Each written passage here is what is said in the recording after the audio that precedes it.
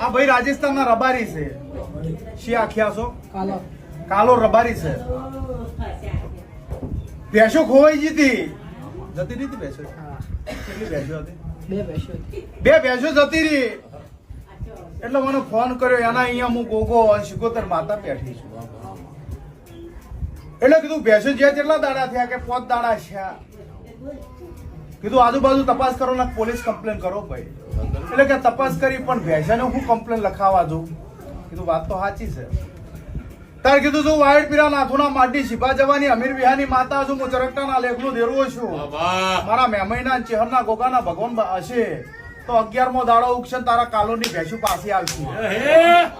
આઈ કેટલા દાડા આઈ? 9મા દાડા ભેંસો લેવા જતી હું માતા. જેને ભેંસેને શીલે બાંધેલા હતા ઓનું ગામ છોડીને 5મા ગામ ભેંસો શીલે બાંધી હતી. એ ભેંસોના અહીંયાથી હું હોકળો તોડીને ઘેર લાવી ભેંસુ માતા આવી.